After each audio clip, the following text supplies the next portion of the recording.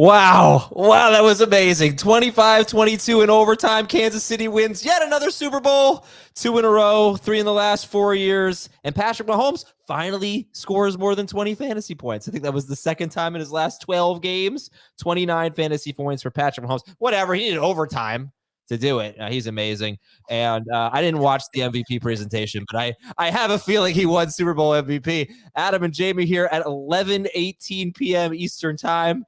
Recapping Super Bowl 58. Jamey, I think it will go down as the Super Bowl where it was the only time that getting a 2 and a 5 in your Super Bowl squares pool was actually a really good thing. That's what it will be remembered for. Yeah, I mean, that extra point looms large, right? The mixed extra point, blocked extra point. Just crazy how the fourth quarter and overtime saved what seemed to be a very awful game, from just not bad football, but just not exciting football. Well, that's what I said. Right? I said I feel like it might be boring when we did the preview on Friday, but I actually was really into it, even when it was a low score. I mean, yeah, I thought it was a great game, and you just had to appreciate the defenses. Let me start with this: the difference in the game, other than Patrick Mahomes, was blank. Could be a play, could be a player, a call, whatever. There was a few things. I think Greenlaw's injury was big. That I think changed a little bit of how Kelce sort of took over a little bit in the fourth quarter and overtime. The Spagnuolo blitzes were amazing. The timeliness of them, the execution of them were fantastic. I thought both defenses played really well. I mean, look, the 49ers defense was unbelievable. They shored up their run defense over the last 2 weeks after what the Lions and Packers had done to them. Aaron Jones and mostly David Montgomery kept Pacheco in check. Some unfortunate turnovers. The Juwan Jennings, throw was fun. To get the first touchdown. Joining Nick Foles as the only player in Super Bowl history to throw a touchdown and catch a touchdown in the same game. I know, right? Funny. Yeah. So, yeah, it was a lot of different nuances to it. Was Juszczyk catch an actual catch? Des Bryant's tweet I thought was fun. I don't know if you saw that. No, I didn't. But Des Bryant said it was a catch. Huh? Gene Steratore said it was a catch. I know, but Des Bryant said not a catch, which was funny. Just the history of Des Bryant. Yeah. So there was a lot of fun to it. I mean, it was an enjoyable game. I thought the halftime show was good. I thought Usher did a great job. Really? All the people showed up was fun. Alicia Keys, Ludacris, Little John. So they got a lot of people involved, which is always fun. So yeah, I thought it was a great night. It's hard to say what the difference was. I mean, obviously the punt. I mean, the muff punt or the punt that goes off the guy's leg. That's a huge play. But I would say an underrated MVP in this game was Trent McDuffie.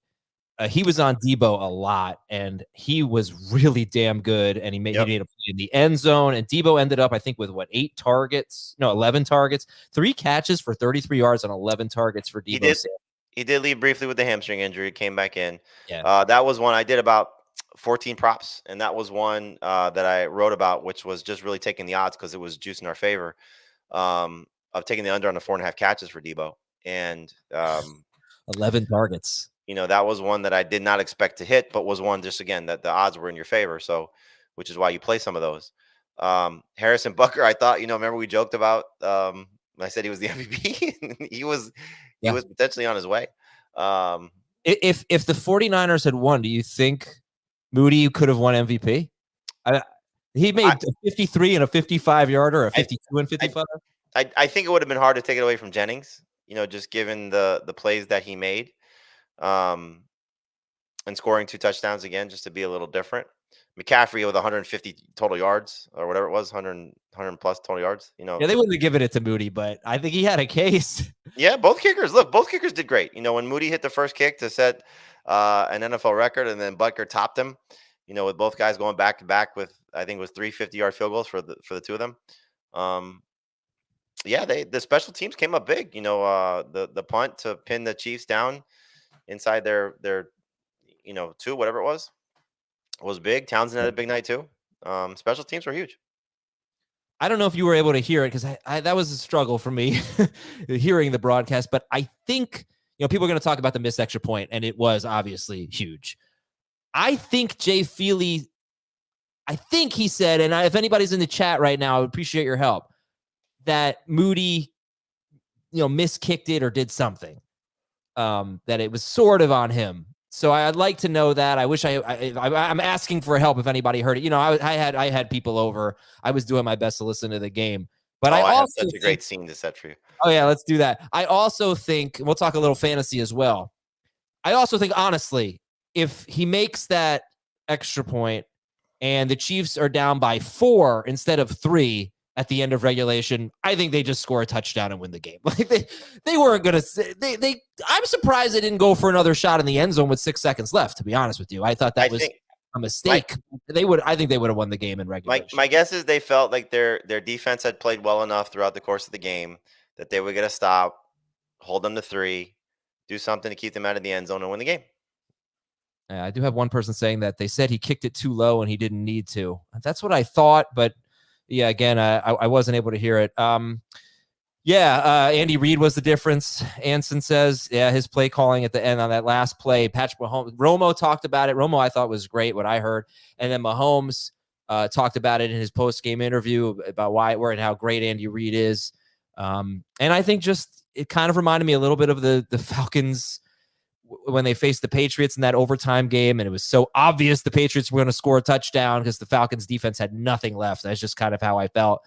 Even Javon Hargrave makes coordinator of that game. Yeah, I know. Javon Hargrave makes that great play. It sets up 4th and 1. Mahomes runs for it. MVS, it makes that. I don't want to call it a bad play. It's an unfortunate play. Wide receiver breaks the tackle. Then he ends up going backwards. He loses 4 yards on the play. It didn't matter. Too much Mahomes. But I don't know. I don't know if it's a good thing from an argument from a post-game show standpoint. It's a bad thing. But I don't really think coaching was the difference in this game. I just, I don't think we have to sit here and say, oh, he blew it, he screwed up or whatever.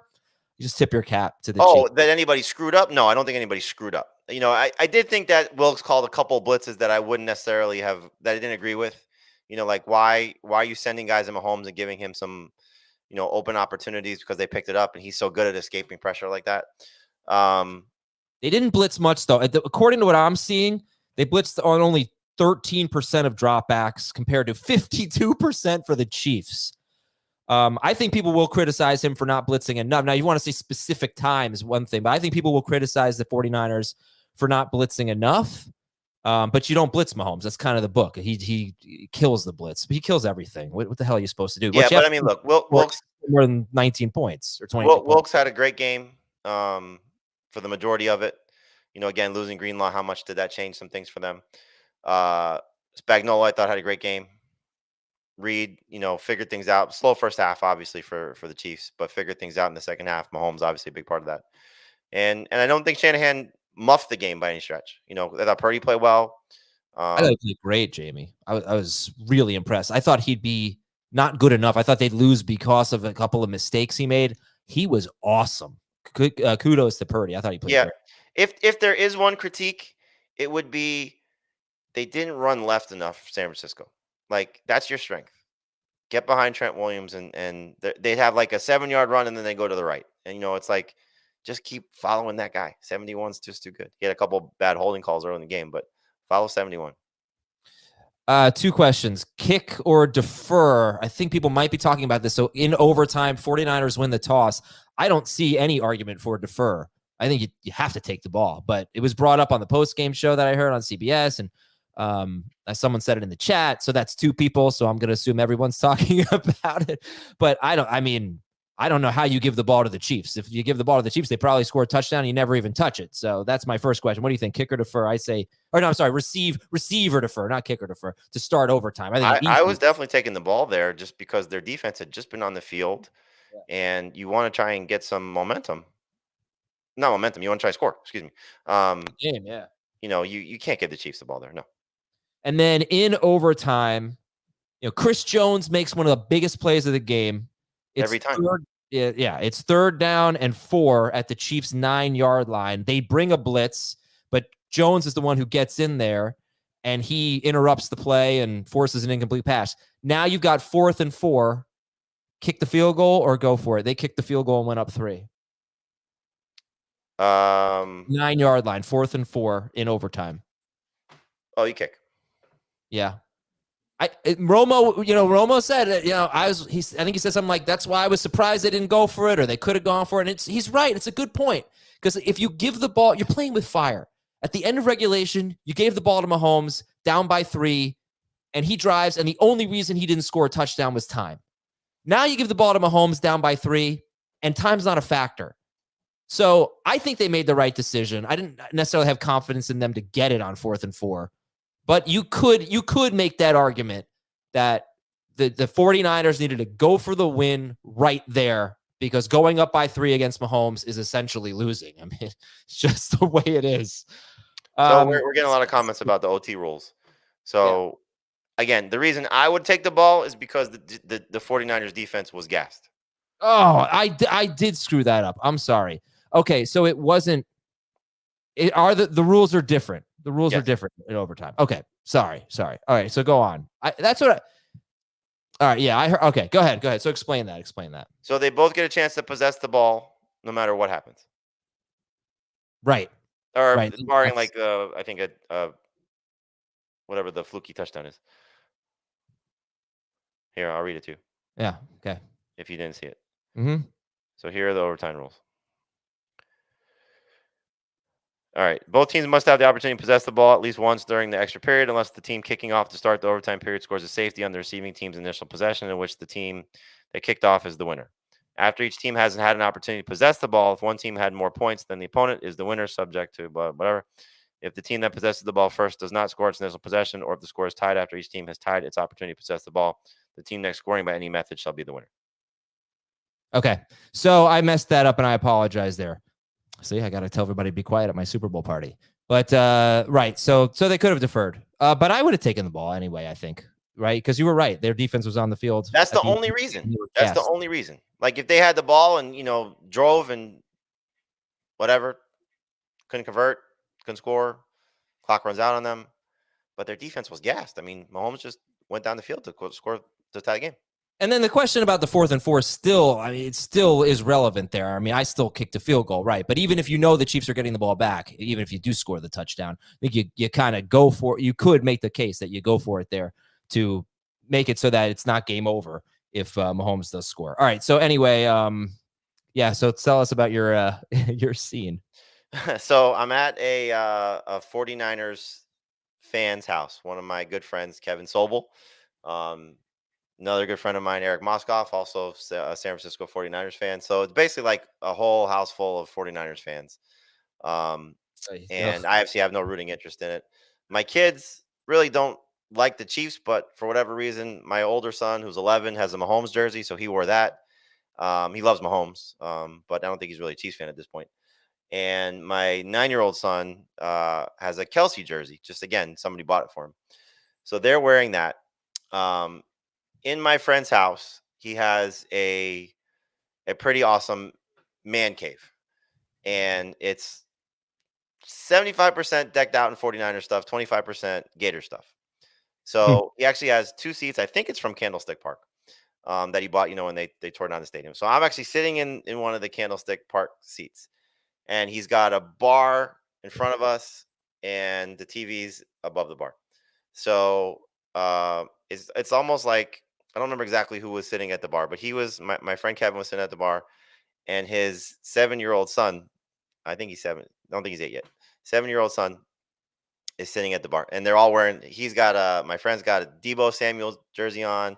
I think the kids got Ayuk. One of the kids had Ayuk jersey. I forget. Oh, he had Kittle. The 7-year-old had a Kittle jersey on.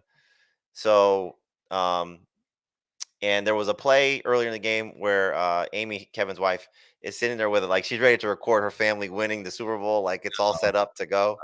And so anyway, so the touchdown is scored, and the poor kid, Jack, the 7-year-old, just immediately in tears, and he goes running out of the room. I'm going to sleep. Wow, that's good. Good to go to sleep. Oh, that's so terrible. Yeah. I mean, you gotta, like, if you're a 49ers fan, this is much worse than the first one, I think.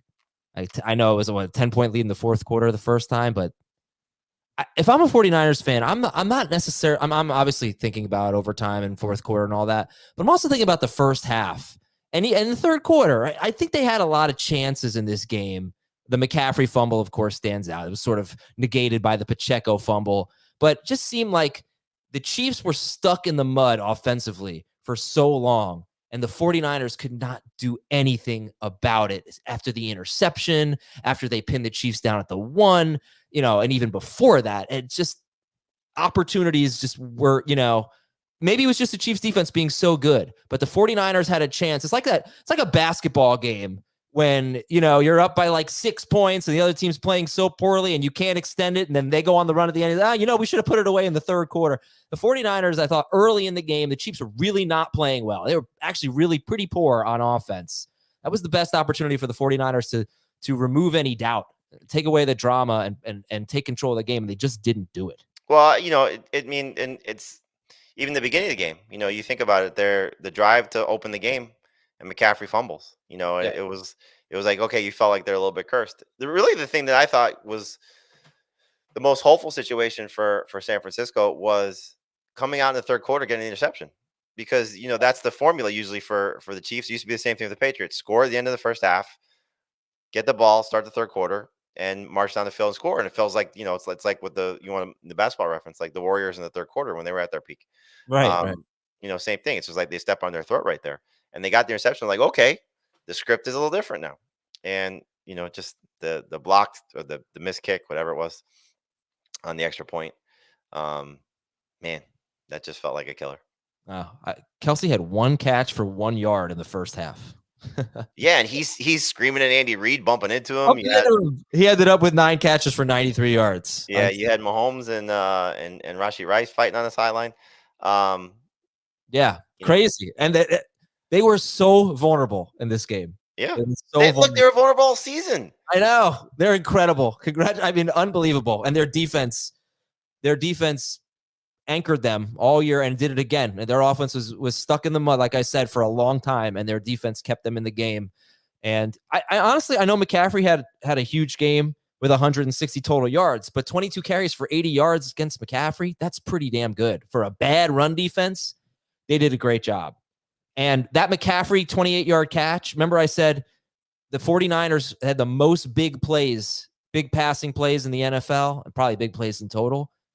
Before that, they had 1, and it was a 20-yard gain.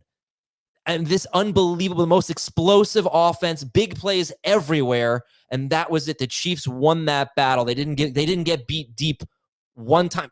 The 2 big plays were a dump off to McCaffrey in overtime, which was a great play by Purdy, and the Juwan Jennings trick play touchdown pass. Yeah. You had there was one play, I think it was the first half, where Purdy missed Ayuk on a big play down the field. Should have been a touchdown. It looked like Ayuk had anywhere he wanted to go. He cuts it all across the middle. Purdy throws it there. It's a touchdown. He goes to the corner. It's a touchdown. He threw it basically right over his head, and it looked like it was an option route, and Ayuk just didn't break off one way or the other, or Purdy didn't know exactly where to throw it. You had the one you mentioned to Debo where McDuffie broke it up in the end zone. Yeah. And there was another play, which I hated the call. They were on the right side of the field, and they cut off half the field. Purdy had Debo, and he overthrew him. Kittle was a non-factor in the game even before the shoulder injury. I don't know if it was just by design that he was going to be part blocking. And it felt like, I don't know how much Snead was on Ayuk, but it felt like Snead took Ayuk out of the game. Yeah, I was trying to pay attention to that, where it wasn't like a true shadow or anything. But McDuffie, I think I saw on Debo a lot, and McDuffie and Snead. It's a different formula than most teams have for a great defense.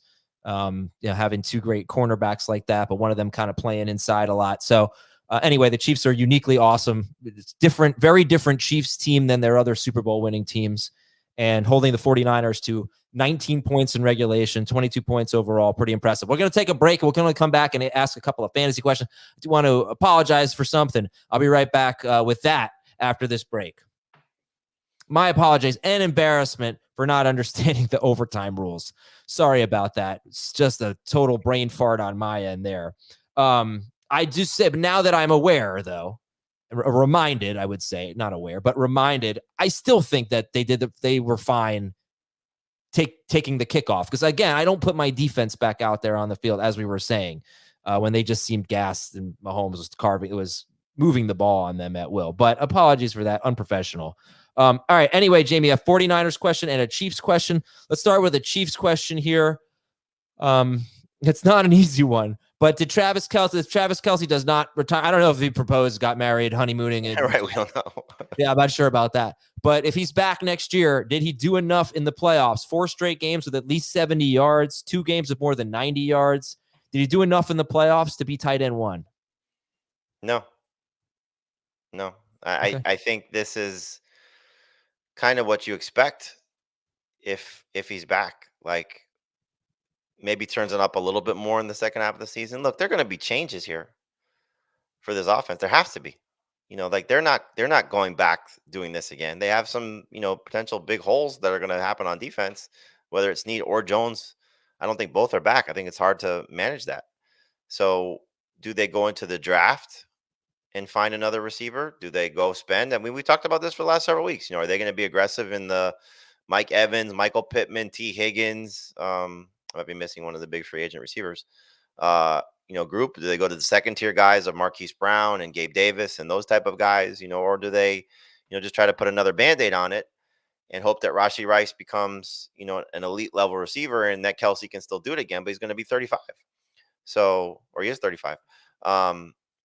So no, but I will say this: if he comes back and the Cardinals really upgrade their receiving core, then he'll move to tight end 2 for me, because it's going to be hard to move Laporte off that spot.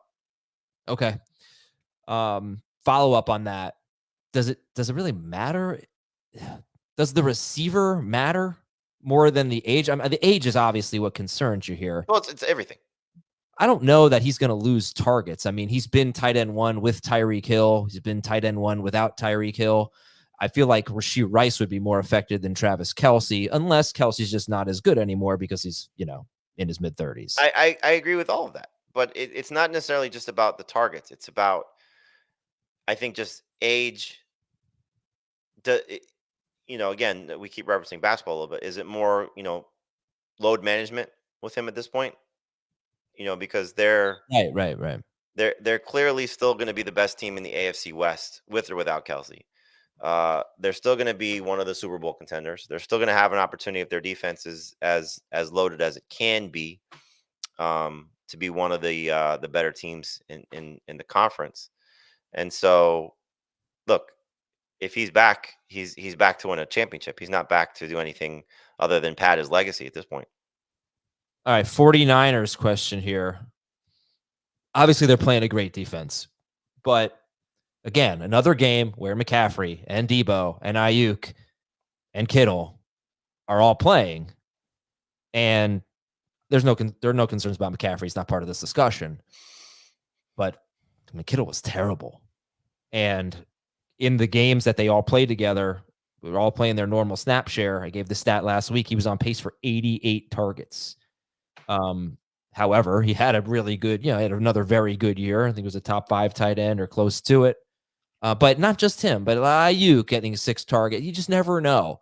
And it's so hard to do this every year when one of them always gets hurt.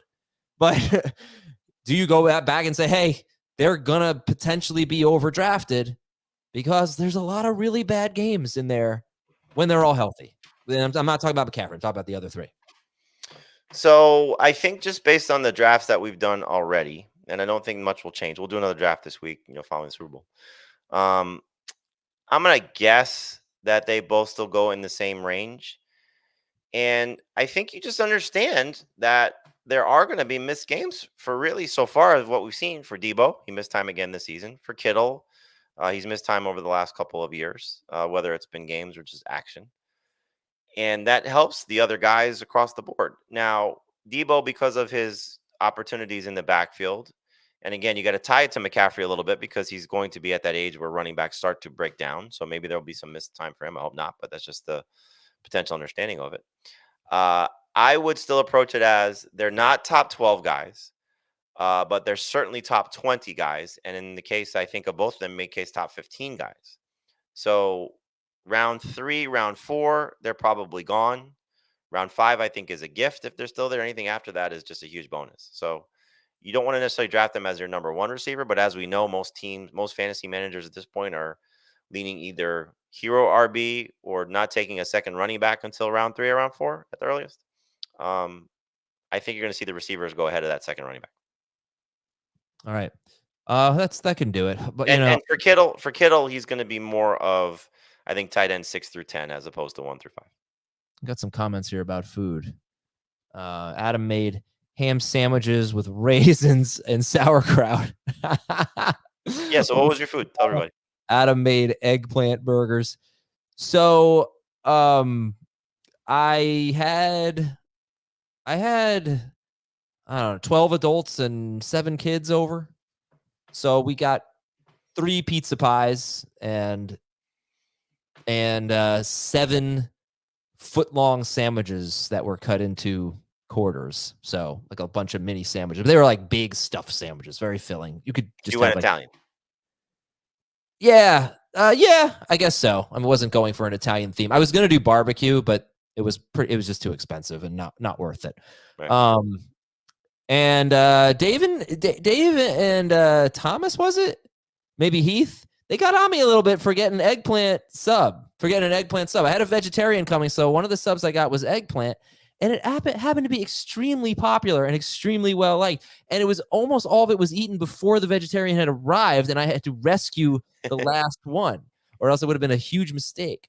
But no, the food was great. And then, people brought like buffalo chicken dip and these amazing cookies, these chicken wings. One guy brought chicken wings. Everything was great. I've been eating nonstop since about 4 o'clock, starting with the potato chips and French onion dip. So it was about 7 straight hours of eating. Right before we went on the air, I was like, I need to get some more of this buffalo chicken dip and the Tostitos with the dip. I am stuffed. I'm a little sick right now. But it's worth it. It was really enjoyable. How about you? So they ordered Tijuana flats, so a lot of tacos. They went Mexican. That's interesting. And a lot of desserts. My wife made chocolate covered strawberries, and she does like toasted chocolate coconut. But she's made it like little footballs out of them. So she decorated the strawberries as footballs. What do you know? They're little footballs. Yeah. But yeah, it was good. Little Publix cookie cake. Oh, that's great. Yeah, one of the guys, he went to his cookie place, and they made these like Mahomes cookies and 49ers cookies, and then they had what it said. I think it said Lover, and then it said 87. It was like a Taylor Swift, Travis Kelce one. It was very clever. Those apparently were selling like hotcakes. I think they had like one left when he went. Yeah, everything was They were great. selling like cookies. They were selling like cookies. I look terrible right now. I really look like I was just in a fight, and it was all the food I ate, and it's really late, and I'm very emotional tonight. Like it was just it was great. But my kids stayed up the entire game. So yeah, mine too. Good for them. Yeah. And one of my kids was like, "Dad," because we were at somebody's house. "Dad, if it went double overtime, would we have stayed?" I said, "Yeah, of course, we would have stayed to the end." Absolutely. All right. That was great. I hope you all enjoyed this. This is why tomorrow should be a holiday. Like this sucks. 100%. I even said to my wife, I was like, look, don't send him to school if you don't want to. This is the latest he's ever stayed up. He's in kindergarten. He's not going to miss anything, except there's some head lice going around. So he'd probably miss that, which is good.